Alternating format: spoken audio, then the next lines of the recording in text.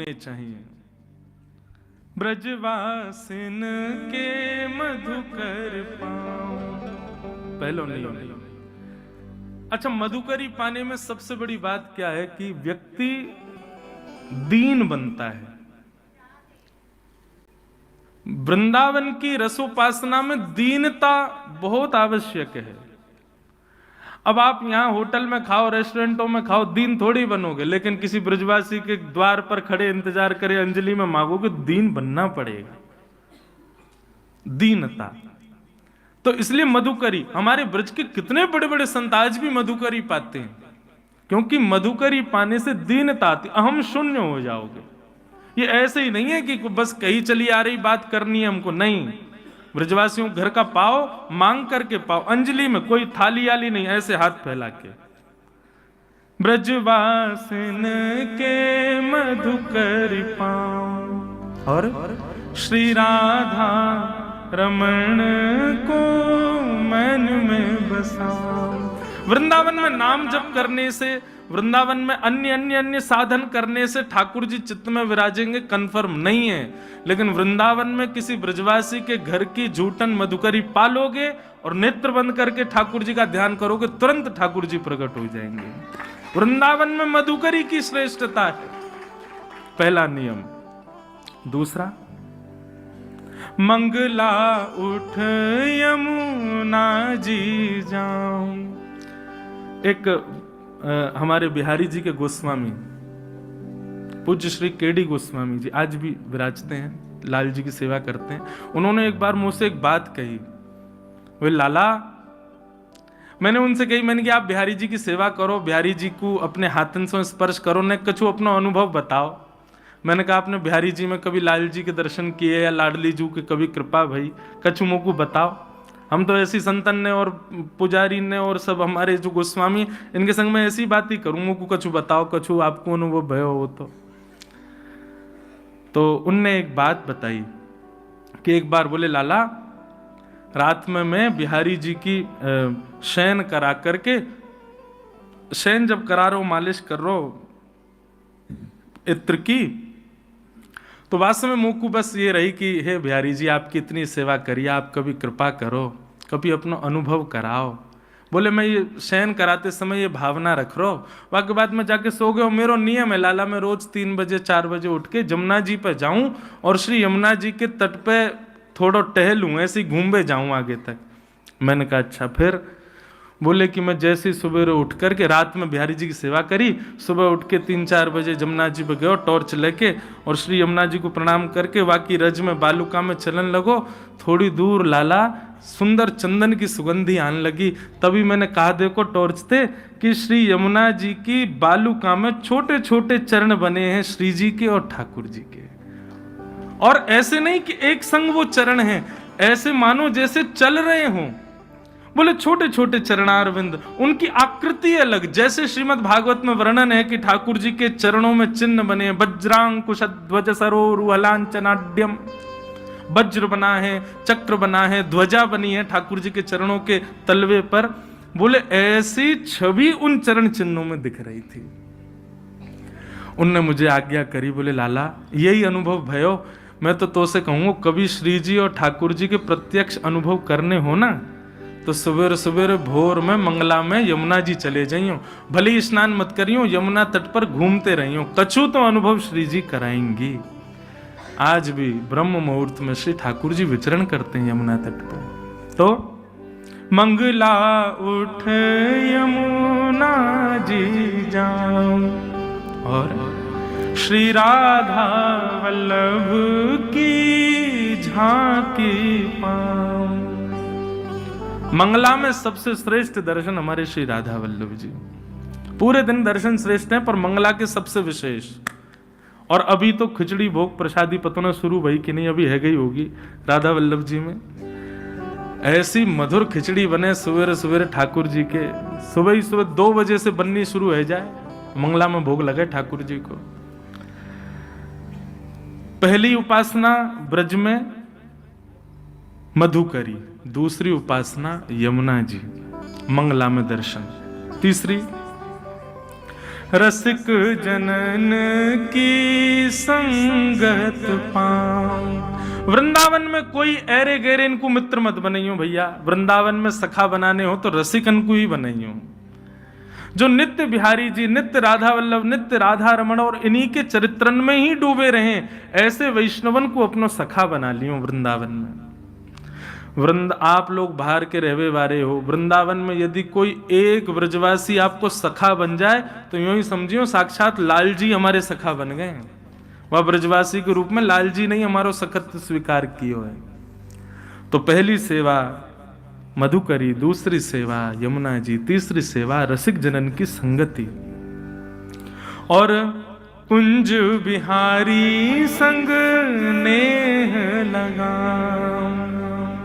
श्री कुंज बिहारी संग नेह लगा। ये तीन कार्य यदि वृंदावन में रह के कर लिए, मधुकरी, मंगला यमुना जी भ्रमण और रसिक जनन की सेवा, इन तीनों को परिणाम कहाँ मिलेगा? तब हमारे लाल जी कह रहे हैं, गोवर्धन पर्वत पे राजो। बंधुओं, गिरिराज जी जो है ये नित्य श्यामा शाम की लीला भूमि है। किशोरी जी और ठाकुर जी अधिकतर मिलन के लिए गोवर्धन पे ही जाते हैं। श्री गिरिराज जी सबसे प्रिय है ठाकुर जी का और किशोरी जी का। इन तीनों उपासनान को करोगे तो अंतिम क्षण में कहा दर्शन होगा? गोवर्धन पर्वत पे राजो। और अकेले नहीं, गिरधर लाल संग दर्श करा दो। दोनों युगल हमको एक संग दिख जाएं। यही ब्रज की उपासना, यही रज की उपासना और यही रस की उपासना है। लेकिन यह संभव तभी होगा तब जब किशोरी जी अनुग्रह करें। इसीलिए राधिका रानी जी, वृषभानु दुलारी जी, सुन लो अरज हमारी हमारी, रहूं ब्रज रज को पास। बंधुओं, हमारे वृंदावन में एक संत हुए। जब वो बहुत वृद्ध हो गए ना, तो उनके शिष्यों ने पूछा, गुरुजी आपकी कोई इच्छा अंतिम हो तो हम पूर्ण कर देंगे। तो उन्होंने अपने सब शिष्यों को बुलाया और सब शिष्यों से पता है क्या कहा? बोले, आप लोग पहले वचन दो, हमारी जो अंतिम इच्छा उसको पूर्ण करोगे। सब शिष्यों ने कहा, गुरुजी हमारा अध्यादेश है कि हम आपकी आज्ञा माने। गुरुजी ने कहा, जब हमारे प्राण निकल जाए ना, तो एक बैलगाड़ी से हमारे शव को रस्सी से बांध देना और पूरे ब्रजमंडल में तब तक डुलाना जब तक हमारा तन ब्रज की रज में मिल ना जाए। इसी रज में ही पूरा तन घिस घिस करके जब बिल्कुल समिट जाए ना, तब तक घुमाते रहना पूरे ब्रज में। सब शिष्यों के नेत्र सजल हो गए, बोले ये कैसे संभव है? लेकिन जब उनके प्राण, जब भगवत धाम को उनकी प्राप्ति हुई, तो शिष्यों ने थोड़ी इच्छा पूर्ण करी और यमुना जी के तट पर उनका शव बैलगाड़ी से बांध के थोड़ी दूर तक रखा। फिर उसके बाद संस्कार करके जो उनकी राख थी उसको ब्रज के अन्य अन्य अन्य क्षेत्रों में सब जगह वितरित कर दिया। ऐसा है बंधुओं ब्रज और उसकी रज की उपासना। बहुत ऊंची स्थिति है भैया। या जाने कहां गंवार, गंवारन के समझ में ना आवे, पढ़े लिखे इनके बस की बात ना है वृंदावन को समझनो। या के काजे तो भोलो बननो पड़ेगो, या के काजे तो बुद्धू बननो पड़ेगो, या के काजे तो भोंदू बननो पड़ेगो, तब वृंदावन समझ में आएगा। बोलो वृंदावन बिहारी लाल की जय। यही तो बात है। और जगह आपको अगर एंट्री करनी है तो आपके पास डिग्री होनी चाहिए, श्रेष्ठता होनी चाहिए। वृंदावन में एंट्री करनी है तो आप जितने भोंदू उतने बढ़िया एंट्री मिलेगी वृंदावन में। जितने सरल, जितने सहज, जितने सरलता रहेगी, उतनी जल्दी ठाकुर जी स्वीकार करें। ठाकुर जी ने गिरिराज जी धारण किए। 7 दिन 7 रात्रि बाद पुनश्च गिरिराज जी को विराजमान किया। इंद्र ने आकर के क्षमा मांगी, भगवान ने इंद्र को क्षमा कर दिया। ब्रह्मा जी प्रकट हो गए, मेरो का दोष, मुंह को क्षमा नहीं किया आपने और ये इस इंद्र को क्षमा कर दिया आपने। ब्रह्मा जी बोले, तेरी करनी और इंद्र की करनी में अंतर है। बोले क्या? दोनों ने आपके रूप को नहीं समझा। दोनों ने आपकी सत्ता को ना समझ के आपके ऊपर आक्रमण किया, उसको आपने क्षमा कर दिया, मुझको नहीं किया, क्यों? ये पक्षपात क्यों ठाकुर जी? भगवान बोले मेरी सत्ता नहीं समझो कोई बात नहीं, पर मेरे वैष्णवों की समझो। ब्रह्मा जी आपने मेरे ग्वाल बालों को ऐसा काम किया कि वो मुझसे दूर हो गए, लेकिन इंद्र ने ऐसी वर्षा करी कि मैंने गिरिराज जी उठाए, सब ब्रजवासी मेरे पास आ गए, सब मेरे समीप आ गए। ये तो और याने ऐसा कर दियो कि जो नेकाद भी दूर है वो भी मेरे पास आ गए, या हमारे मैंने इंद्र को क्षमा किया है। या की करनी से मैं प्रसन्न हूं, क्योंकि या की करनी से सब ब्रजवासी मेरे समीप आए। तब इंद्र को भगवान ने क्षमा किया। गायों ने भगवान का आकर के अभिषेक किया और भगवान का नामकरण किया। ठाकुर जी का नाम गायों ने रखा गोविंद। ये गोविंद नाम गायों ने रखा है ठाकुर जी का। गैया मैया ने नाम गोविंद रखा है। मैं बंधुओं एक जगह कहीं कथा जोधपुर में एक बार कर रहा था, तो वहां कथा कहते कहते भाव आया, और फिर भाव की पुष्टि के लिए संतों से मैं पूछ लेता हूं कि आज मंच पे ऐसा भाव आया, ये सही है कि नहीं। तो भाव ऐसा था कि वृद्धों को, जो वृद्ध हो गए, जिनके अब हाथ पांव नहीं चल पाते, ज्यादा बोल नहीं पाते, ज्यादा कहीं उठ बैठ नहीं पाते, ऐसे लोगों को यदि भजन करना है तो किस नाम से वे भजन करें ठाकुर जी का? तो गोविंद। ये गोविंद नाम का जितना उच्चारण वृद्ध लोग करेंगे ठाकुर जी, क्योंकि देखो कृष्ण बोलने के लिए युवा होना जरूरी है। वृद्धों से आप कृष्ण बुलवा बोल ही नहीं पाएंगे, गलत सलत बोलेंगे। जिसकी बुद्धि स्थिर नहीं है, जिसका खान पान शुद्ध नहीं है और जिसकी तन की शुद्ध नहीं है, ऐसे 3 प्रकार के लोग कृष्ण शब्द का उच्चारण शुद्ध नहीं करते। इसलिए ऐसों के लिए गोविंद, और उसमें द न भी बोले, गोविंद गोविंद गोविंद गोविंद गोविंद। ये ठाकुर जी को बहुत प्रिय है। इसका प्रमाण यह है कि श्रीमद् भागवत में जो पहली स्तुति है वहां कुंती ने भगवान को गोविंद कहा है। कृष्णाय वासुदेवाय हरे परमात्मने प्रणतः क्लेशनाशाय गोविंदाय नमो नमः। गोविंद, ये गोविंद नाम ठाकुर जी को बहुत प्रिय है। इस नाम से ठाकुर जी को पुकारो। आप अपने नाम जप में कोई भी नाम कहो, लेकिन एक बात हमारी सुनो, जब कभी बहुत विषम परिस्थिति, बहुत भयानक भयावह स्थिति आ जाए और बस लगे कि अब क्या करें, तब गोविंद गोविंद गोविंद गोविंद गोविंद गोविंद गोविंद, और बस उस समय त्रिभंग लली ठाकुर जी का स्मरण करके गोविंद नाम का उच्चारण करो। निश्चित है ठाकुर जी उस विषम परिस्थिति से आपको पार करेंगे, निकालेंगे। पर ऐसे नहीं कि कभी भी लग गए महाराज, कोई छोटी मोटी यहाँ कहीं पैसा मिल रहे हो, कोई कार्य में आपके घर को फायदा हो रहा, वहीं गोविंद गोविंद लग गए, नहीं, ऐसे नहीं। वृंदावन जाने का प्लान बन गया लेकिन किसी कारण से कैंसिल हो रहा है, तब करो गोविंद गोविंद गोविंद गोविंद गोविंद, ठाकुर जी मंगल करेंगे। भक्ति साधन में कोई बाधा बने तब ठाकुर जी को, हम तो कहते हैं भाई संसारिक विपत्ति आए तब ठाकुर जी को परेशान मत किया करो, उनको याद करके। आपके प्रारब्ध है, अपने आप भोगो। क्यों ठाकुर जी के पास जा रहे हो बार बार? ठाकुर जी को तो उस विपत्ति में याद करो जब आप भक्ति साधन करना चाहते हो और कोई सांसारिक रुकावट आ रही हो, तब ठाकुर जी को करो। मैं तो उन लोगों से भी प्रार्थना करता हूं जो ठाकुर जी के सामने रो जाते हैं। काय को रोते हो भाई? ठाकुर जी को एक बार देख रहे हो तो प्रसन्न मुद्रा में देखो ना।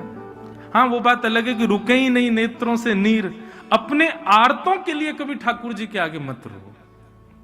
एक बात कहें, आप जब अपने पीड़ा के कारण ठाकुर जी के आगे कोई प्रार्थना करते हो या रुदन करते हो, तो एक प्रकार से आप ठाकुर जी की परम सत्ता को चैलेंज कर रहे हो कि आपको पता नहीं है कि मैं कितनी पीड़ा में हूं।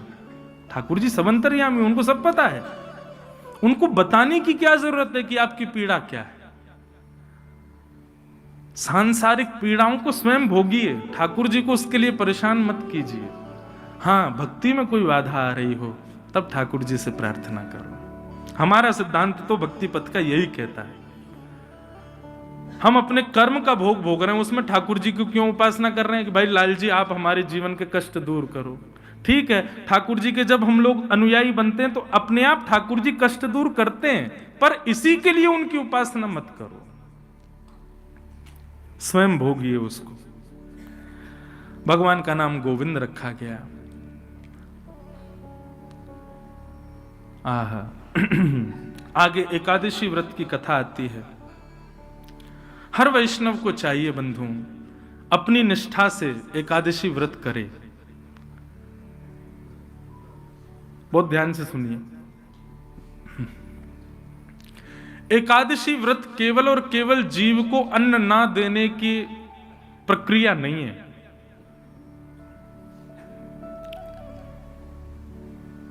मेरे मन में ऐसा भाव आता है, जिस दूषितता को आप अपना जीवन का अंग बना चुके हो, कम से कम एकादशी के दिन उसका त्याग किया करो, वो श्रेष्ठ व्रत माना जाएगा। एक जगह की बात है, एक वैष्णव आए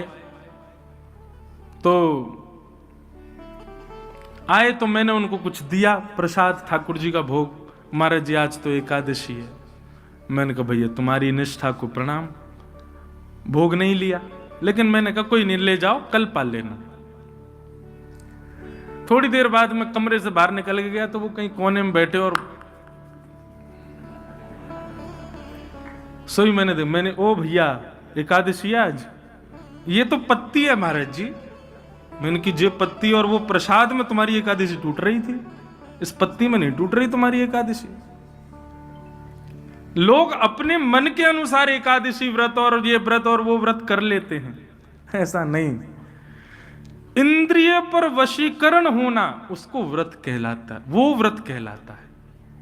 इच्छाओं पर वशीकरण होना उसको व्रत कहते हैं। इंद्रिय से तो कई बार ऐसा होता है कि हम सुबह से निकले हैं, किसी जरूरी काम से रात तक भोजन नहीं हुआ, पूरे दिन भूखे रह लेते हैं। इंद्रियां तो कभी भी सहन कर लेंगी, मन नहीं सहन कर पाता। कई लोग एकादशी व्रत करते हैं लेकिन जीभ लपलपाती रहती है, कब द्वादशी आए, कब भोजन करें। यह व्रत नहीं है। व्रत तो असली वही जहां आप अपनी मन पर काबू पाओ, अपने मन पर। कोई सामने 56 भोग धर दे, एकादशी है, तो आपके मन में जीभ में पानी भी ना आ जाए, तब समझो यह है एकादशी। केवल अन्न नहीं खाऊंगा इससे एकादशी नहीं होती। एकादशी व्रत की महिमा बताई गई और हर वैष्णव को एकादशी करनी चाहिए भैया। जैसे एक पतिव्रता नारी का नियम हो जाता है कि उसको करवा चौथ का व्रत रखना है, ऐसे ही आपने एक बार भी ब्रजरज माथे से लगा ली, गुरु मंत्र कान में ले लिया, वैष्णव एक बार हो गए, ठाकुर जी के एक बार हो गए, तो आपका नियम हो जाना चाहिए कि अब एकादशी रखो, एकादशी करो, एकादशी करनी चाहिए। हाँ, हमारे ब्रज की कई परंपराओं में एकादशी नहीं है, वो भाव से एकादशी ना हो तो कोई दिक्कत नहीं, लेकिन फिर भी आप अन्य वैष्णव परंपरा से हैं तो आपको एकादशी करनी चाहिए। और अब यहां से प्रारंभ होता है रास पंचाध्याय, श्रीमद् भागवत का पंच प्राण रास। बहुत सावधानी से बैठिएगा। भगवान पिता रात्रि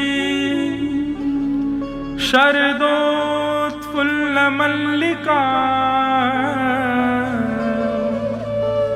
विक्षरन्तुं मनश्चक्रे योगमायामुपाश्रित। रास पंचाध्यायी। मैं कथाओं में कहा करता हूं बंधुओं, रास और रस, इन दो के बीच में हमारी भक्ति चलती है।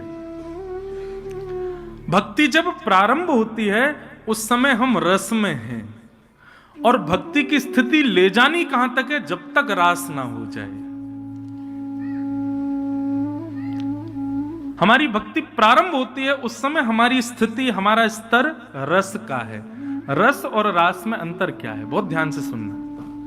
हम कथाओं में कहा करते हैं कि जब आप ठाकुर जी से मिलन की कामना करते हो और ठाकुर जी से मिलने की योजनाएं बनाते हो, आप ठाकुर जी से मिलने के प्रयत्न करते हो, उसको रस कहते हैं। लेकिन आपकी भक्ति से प्रसन्न होकर ठाकुर जी आपसे मिलने का मन बनाए, उसी को रास कहते हैं। भक्ति इन दो पहलुओं पर है, रस और रास। यहां बैठे हुए अंतिम व्यक्ति से लेके मुझ तक हम सब अभी रस में हैं, रास में नहीं। अभी रास हमारा प्रारंभ नहीं हुआ। रास का मतलब नृत्य नहीं होता, रास का मतलब नाचना नहीं होता, रास का मतलब डांडिया नहीं होता। रास का मतलब क्या है?